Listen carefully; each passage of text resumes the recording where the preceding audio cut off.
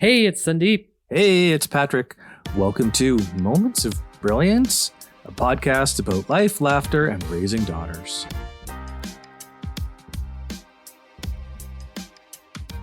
Hey, everybody. Welcome back to Moments of Brilliance. You'll notice we didn't have an episode last week. That is what happens when you have children. They get sick, you get busy. So sorry about that, but we will continue on this week. So this week's episode is a bit of a special one. We're calling this a podcast extra because it's on one specific topic that we've gotten a lot of views on. And that topic is all around sleeping in separate rooms. A lot of people seem really interested in this. We've had some questions. So that is what we're going to jump into today. Definitely a hot topic and a lot of interest on that one particular clip that we have put out on YouTube. So I'm excited to talk about that today. You know, there's a lot of different opinions on this topic. And, you know, Patrick, I just wanted to ask you, I know you and your wife sleep in separate rooms, right? We do, actually. We have been sleeping in separate beds since my wife was pregnant with our child. So it's been 6.5 years now. So the way it actually started was when my wife was pregnant with our daughter. She had this huge body pillow, and it took up a good chunk of our bed. We have a queen size bed, but it took up a good chunk because, you know, obviously as she got more pregnant, she got more uncomfortable. So she started to sort of sleep in the bed by herself. And I moved into the spare room. Well, after Amelia was born, Amelia slept in the room with my wife in a bassinet. And of course, I had gone back to work and I was trying to get some sleep. I was still, of course, very close in the next room. My wife would text me in the middle of the night when she needed help with sleep, with feeding, I should say. So I was always sort of in the next room, but it started a number of years ago. And then shortly after I was born, I got a CPAP machine, which is for sleep apnea.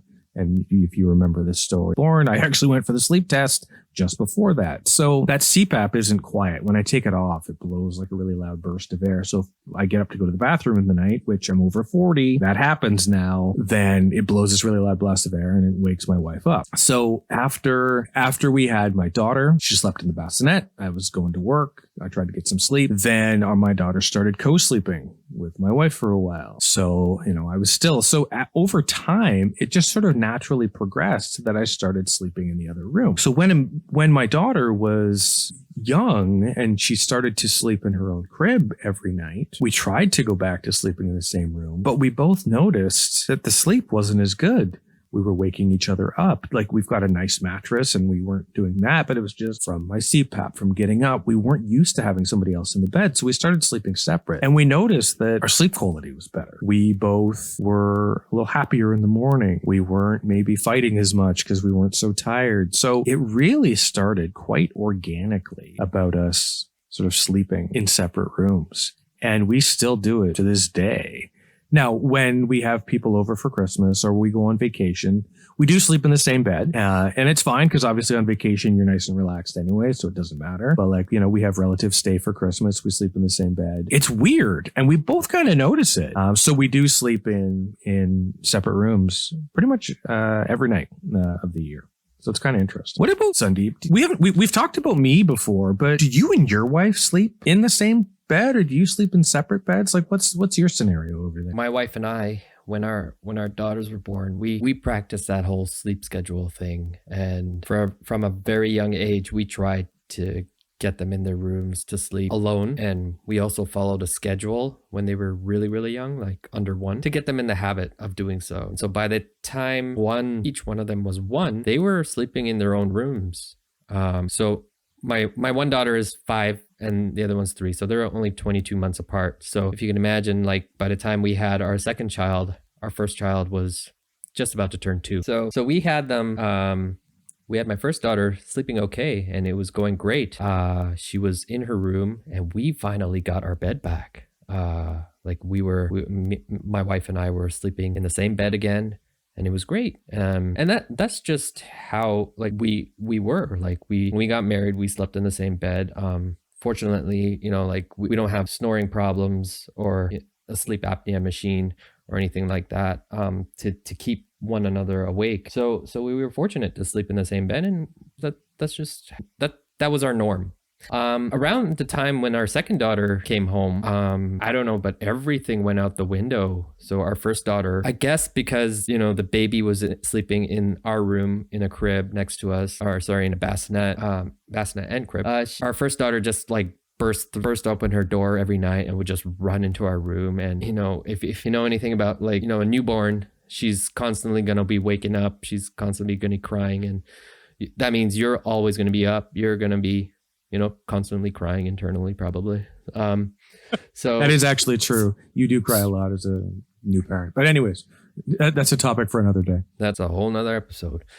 But so my first daughter would come in the room. My second daughter would be, brand new to this household, and, we all be in the same room. And we just thought, at the time, let's get back on the sleep schedule when, our second daughter is a little bit older. And, but time goes on and you need your sleep, and, you could try to fight it. And if you do and you succeed, hats off to you. But we decided, let's just, we need our sleep. Let's just all sleep together. It is what it is. And in a few months' time, we'll try again. And so a few months' time did come around. We tried again. My second daughter was getting older, and she started sleeping in her own room around 1. So then we started putting my first daughter back in her own room.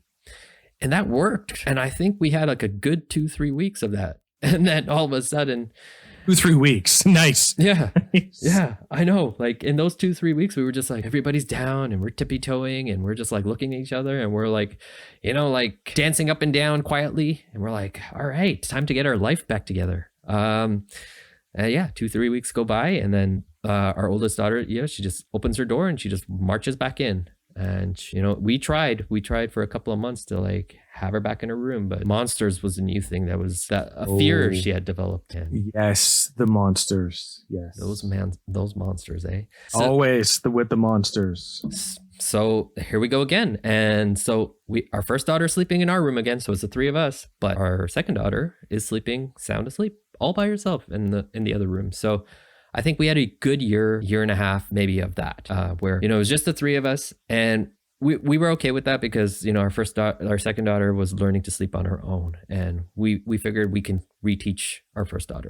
So when it came time to like, try to put them both back in their own rooms, I don't know when, it was probably around the age of 2 for my second daughter, that she just decided, this is it. I don't want to stay in my room anymore. I want to be with mommy and daddy. So it was a whole new chapter. They both started coming in our rooms, and they both started wanting to sleep with us. And, you can just imagine like going through these cycles for the last 5 years. We were, we tried, and, we didn't give up, but we said, okay, you know what, just come in our rooms and let's just all try to get a good night's sleep, because, without a good night's sleep in the morning, nobody wants to be around you if you're cranky, right? And that goes for adults and children. Yeah, absolutely.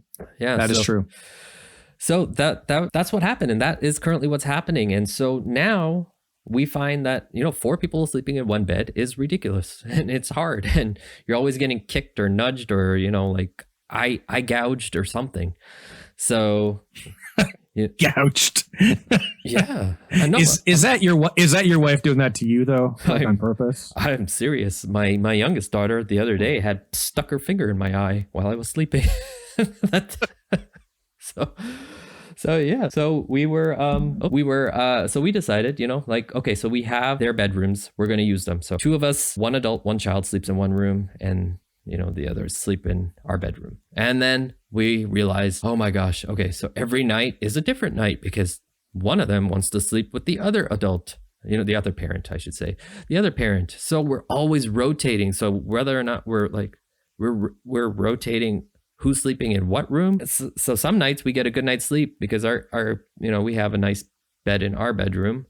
It's a nice king size bed, plush blanket and everything. So like we look forward to sleeping in this room. But when it's time to go in the kids' room, it's not like they don't have a good bed. They have a nice queen size bed also. But, it's just that comfort that you have. It's gone. And so like for the past year, I would say now we've just been rotating through rooms and playing like, musical bedrooms all night, every night, and just like trying to find comfort. But it seems to be working. It's not ideal, but we know it's not forever. I think my wife and I would like to get back into sleeping in the room together, and have our kids sleeping in their rooms, and we just want to teach them that independence. But at the same time, I will say, like, there were nights where I slept all by myself in a separate room just because, like I needed to, for example, wake up early in the morning to do something. And I would say, you know what? I'm not going to lie. That was really, really good sleep. Yeah.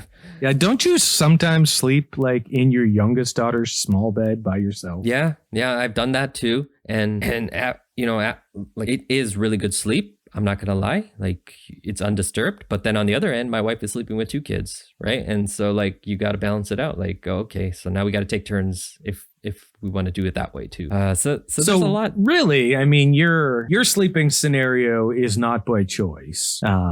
Yours is really more by your kids' choice. And would you say, is it having an impact on your marriage at all? Or is it's just something you're getting through? Like, is it having that impact? Oh yeah, good question. I personally say, to my wife, like, I can't wait till we can sleep in our same bed together. I miss that closeness that we have. Even though when we do sleep, we have like a huge gap in between us because it's a king size bed, but we just like being in the same room together.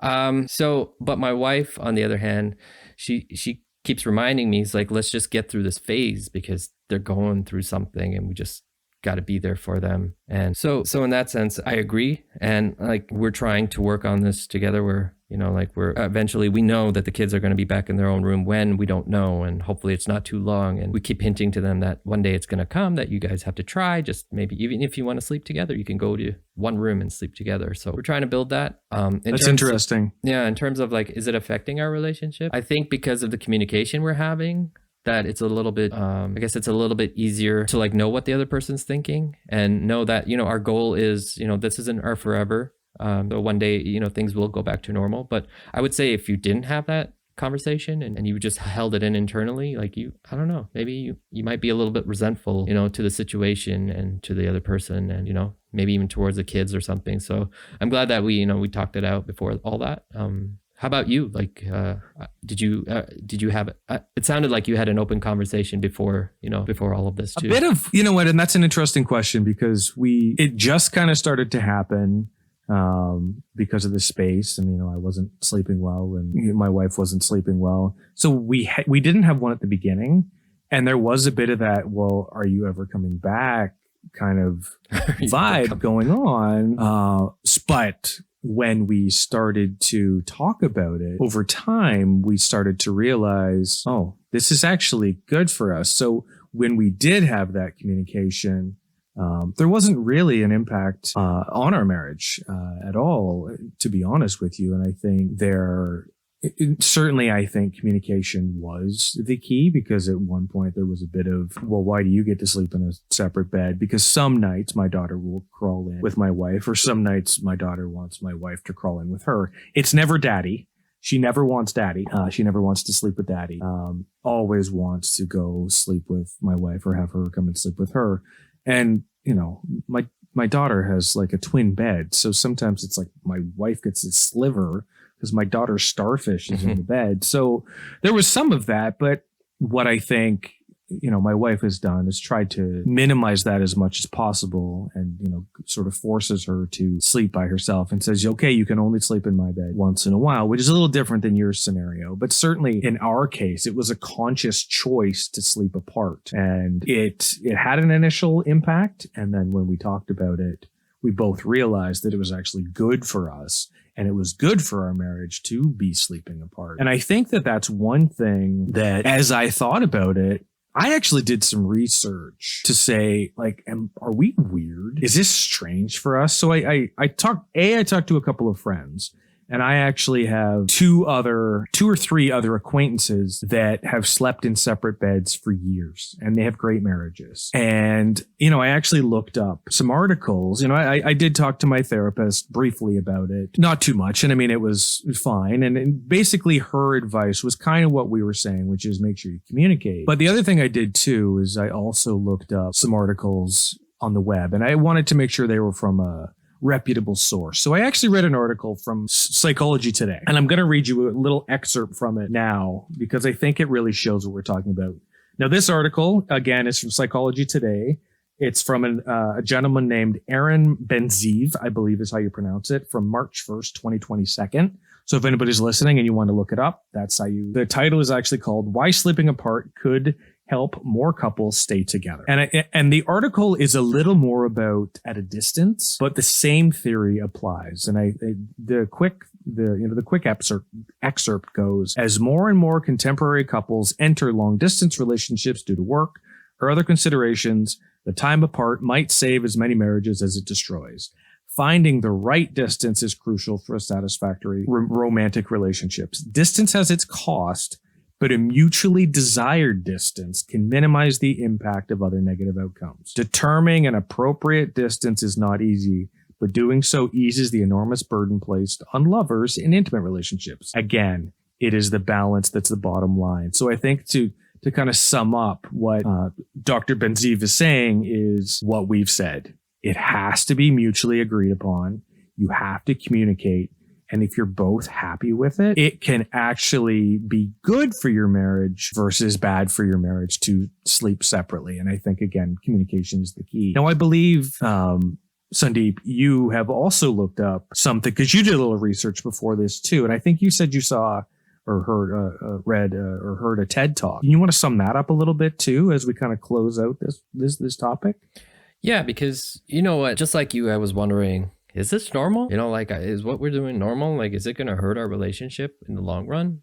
Is it going to, you know, create a divide or hold any resentment against the other person? So yeah, I did a little bit of research myself. And what I learned was, you know, it's more societal perceptions versus scientific reality. And I was watching a TED Talk by a woman named Dr. Wendy M. Troxel. And it was in 2020 when she made this TED Talk. And she spoke about, you know, the challenges between societal beliefs that sleeping together in a shared bed is essential for a relationship versus, you know, scientific beliefs. And I think what it came down to was she emphasized the importance of prioritizing sleep in relationships, encouraging honest communication and flexibility in sleeping arrangements. Ultimately, she advocates for viewing sleep as a crucial aspect of overall health and a potential foundation for a stronger, healthier relationship. And I could see that, you know, even when I talk to you, Patrick, I can see that because, you know, you guys communicated about it. I mean, it happened organically as, you know, you were in the motions of things, and so did we. And I found that, you know, if you do that, it's a lot more healthier. I find, you know, I mean, just think about it. Just if you don't have a good night's sleep, I mean, or let's say your partner doesn't have a good night's sleep and you wake up the next day and they're all groggy and grouchy, and it's like, you know, like you're dealing with another child almost. Like, why do you want to be around this person? You almost want to say to them, can you just go have a nap or something? So like, you know, like it's almost like you got to look at this. And I think I got this from the video, the TED Talk, was you got to think of this as not like a sleep divorce, but like a sleep alliance. So like everyone sleeps differently, like, you know, right? Some people are night owls and they want to stay up late, and, you know, something that you should just let them do, right? I mean, like you shouldn't have a say in it anyways, really. Like if they want to stay up late and they want to do their own thing, let them, right? Everyone has different sleep patterns and sleep behaviors and things like that. So, you know, rather than thinking of it as a, you know, oh my gosh, we're never going to sleep in the same room together, this is like a divorce in our sleep. No, it's an alliance in our sleep. So it's just the perception and how you look at it.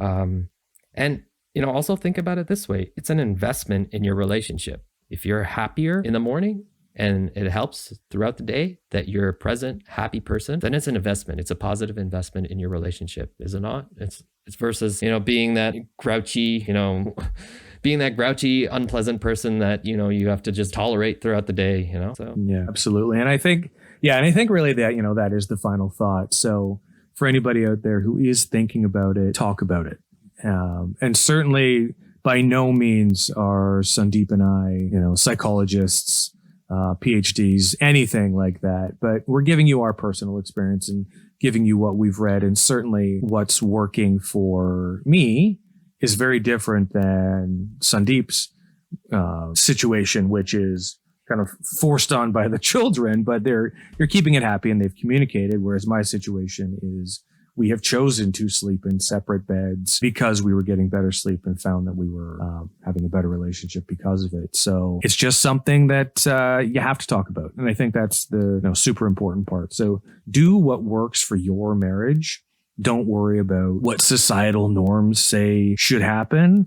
And certainly if you are having issues, talk to somebody, talk to a therapist, talk to, a psychiatrist, talk to someone if you feel like you're having some troubles with it, and, talk to a friend. You'll find that this is pretty normal, quote unquote, in society.